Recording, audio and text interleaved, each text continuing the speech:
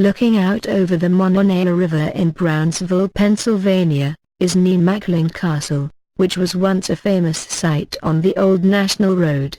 The three-story mansion, with its ramparts and turret, actually predates the town and was built on the site of Fort Byrd, a garrison from the days of the French and Indian War.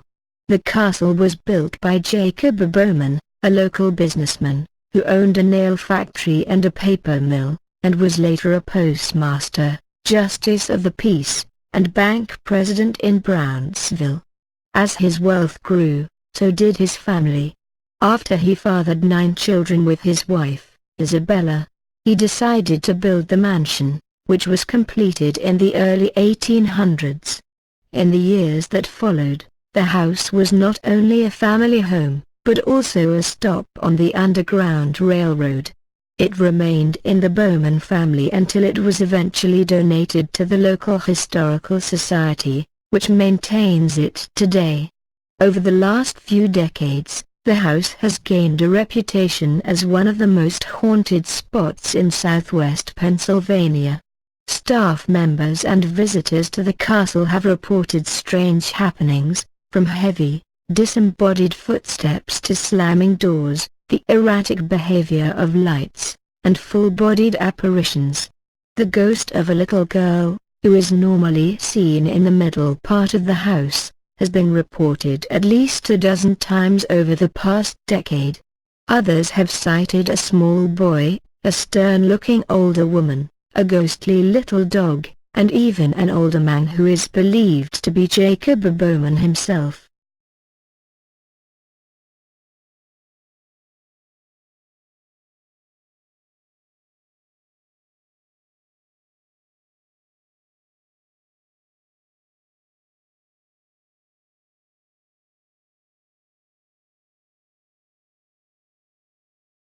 The Tinker's Swiss Cottage in Rockford, Illinois, stands today as one of the most unusual homes in the state. It was built by Robert Tinker, an unusual man in his own right. Born on December 31, 1836 in Honolulu, Hawaii to missionary parents, Robert came to Rockford in 1856. He was employed as an accountant by Mary Manny, the wealthy widow of John H. Manny of the Manny Reaper Works. His inspiration for his amazing cottage came during his tour of Europe in 1862, where he fell in love with the architecture of Switzerland. In 1865, after returning to Illinois, he began building his 27-room Swiss-style cottage on a limestone bluff overlooking Kent Creek. He surrounded his Swiss cottage with over 27 acres of trees, vines, winding pathways, flower beds, and gardens. A 3-story Swiss-inspired barn was added to the property, which housed cows, chickens, and horses. In 1870, Robert and Mary Manny were married and became one of Rockford's most influential couples. Tinker became mayor of Rockford in 1875, was a founding member of the Rockford Park District and the CEO of the Northwest and IC Railroad lines.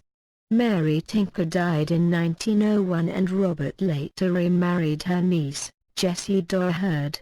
When Robert died in 1924, Jessie created a partnership with the Rockford Park District, allowing her to remain in the house until her death. After her death in 1942, the Park District acquired the property and opened the home as a museum in 1943. Over the years, visitors and staff members alike have experienced the hauntings here firsthand, from the sound of footsteps in the hallways and on the stairs, to voices, songs being hummed, and the eerie laughter of children. A home for terminally ill children was located nearby for more than 30 years, and often, the children were allowed to play at the cottage. Could some of them linger behind at the place where they found happiness? Even skeptical staff members have been convinced of the haunting as they hear things they cannot explain and have seen objects moved by something other than earthly hands.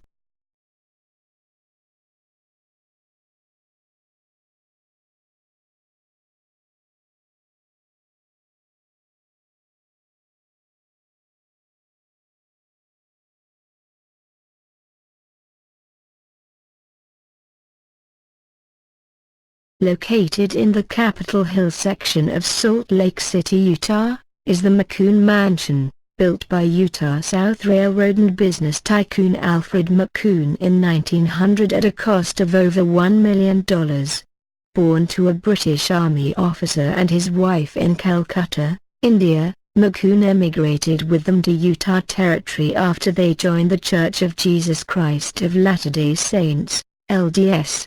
By the time that he was 21, McCune had become a highly successful railroad builder and was connected to other millionaires of the era. He was a partner in the Peruvian Cerro de Pasco mines along with J.P. Morgan, William Randolph Hearst, and Frederick William Vanderbilt. He owned business interests throughout Utah and in parts of Montana, British Columbia, and South America.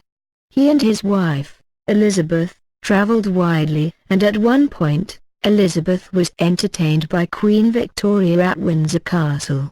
McCune wanted his home to be an extravagant display of his wealth and financed a 2-year tour of Europe for architect S.C. Dallas, so that he could obtain design ideas.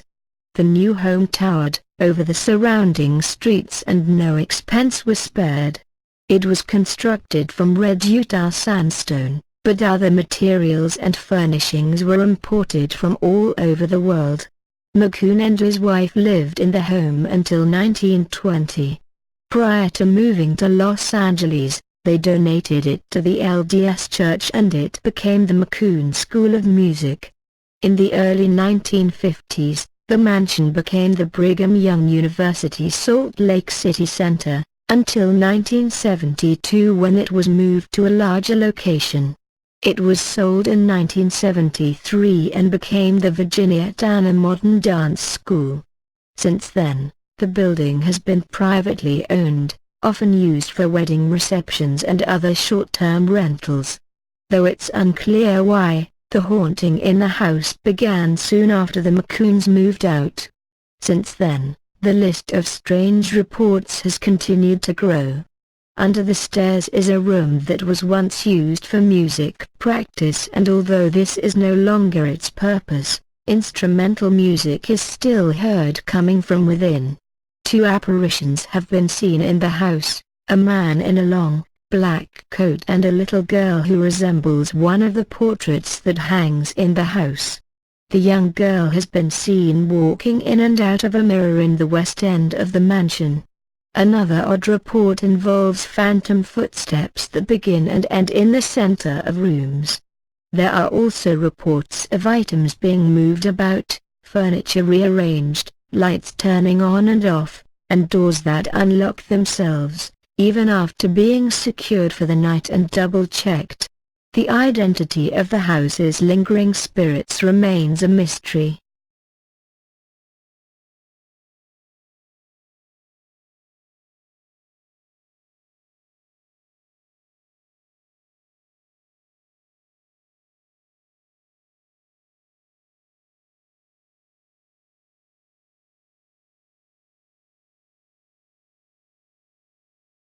Located in Spring Green, Wisconsin is Taliesin, a former summer home that belonged to its designer, Frank Lloyd Wright. It's become famous as one of the finest examples of his signature prairie-style architecture, but what most people don't know is that it was also the scene of a heinous crime in 1914 that left a haunting in its wake. Wright began building the house in 1911, soon after leaving his first wife and 6 children. He had been involved in a scandalous affair with Mama Borthwick Cheney, the wife of one of his clients. She left her husband to move to Spring Green while Taliesin was still under construction.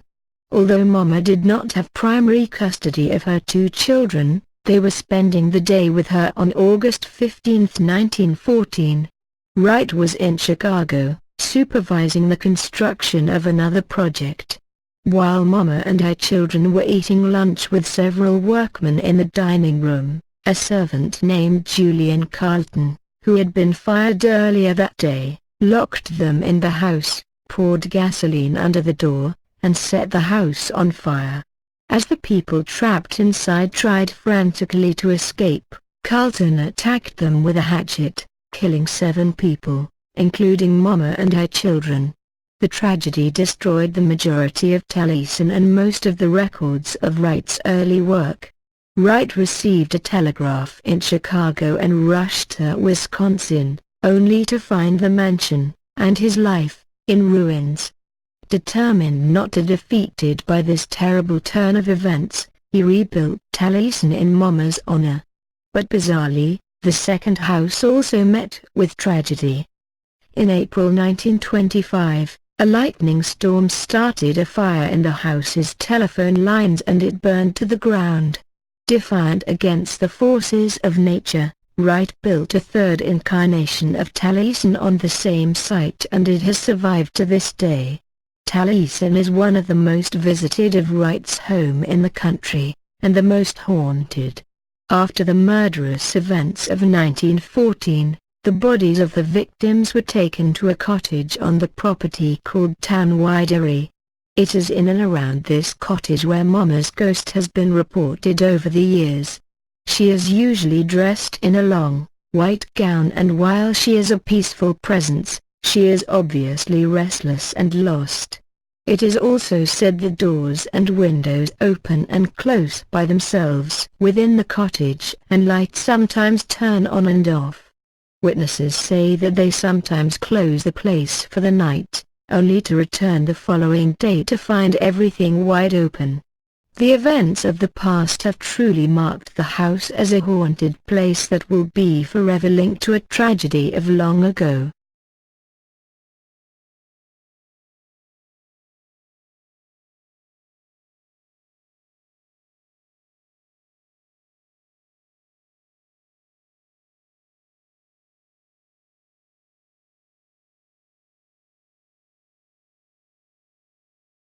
The unique mansion known as Prospect Place, in the tiny town of Trinway, was built by George W. Adams, who came to Ohio from Virginia in 1808. Already wealthy, Adams had inherited his grandfather's plantation but had freed all of the slaves his family owned before selling the farm. Adams hated slavery and chose Ohio as his new home because it was a free state. Within 2 decades, he was one of the wealthiest men in the region. He owned 2 flour mills, built bridges and canals, and helped develop the town of Dresden. In addition, he provided free grain for the poor and offered his home as a safe house for slaves who escaped the South using the Underground Railroad. He built the Greek Revival-style Prospect Place in 1856. It was the first house in the state to have indoor plumbing and was fitted with a cupola on top of the house where a signal light could alert runaway slaves that the place offered food and shelter. Injured, sick, or wounded slaves who did not survive their journey to freedom are among the spirits still believed to linger in the house. George Adams lived long enough to see slavery abolished in America before he died in 1879. He left his vast estate to his children, but over the years, relatives squandered it and by the middle 1950s, the house was abandoned. It was later sold to the Cox Gravel Company which offered tours of the mansion, but it steadily declined. By the 1980s, time and vandals had reduced the place almost to ruins and it was slated for destruction. If not for the attention paid to the house by the famous Longaberger Basket Company of Ohio, it might have been lost. Company founder Dave Longaberger had recently purchased and renovated a number of historic buildings in the area and he wanted to restore Prospect Place. Unfortunately, he passed away before work could be completed. But the house was rescued again, this time by George W. Adams, the great-great-grandson of the original owner. Work to restore and preserve the mansion is ongoing today. Prospect Place has long been regarded as the local haunted house by those who live in the area. The stories of the haunting date back many years and if even a portion of them are true, it is one of the most haunted houses in the state. In addition to the spirits of former slaves who linger in the house, there are also the ghosts of train accident victims who haunt the basement. After an accident on a nearby rail line, the wounded were brought to Prospect Place and the basement was turned into a temporary hospital. Their ghosts are now believed to haunt the underground rooms. Another ghost is believed to be that of a young girl who died in an accident at the house. Her ghost has been seen playing inside and outside of the mansion, and her girlish laughter has been frequently reported. A ghost who has been seen near a staircase on an upper floor is thought to be George W. Adams himself, or perhaps the spirit of William Cox, Adams' son-in-law, who mysteriously vanished in 1886 after absconding with a large part of his wife's inheritance. Some believe that he has been forced in death to return to the place where he carried out his betrayal.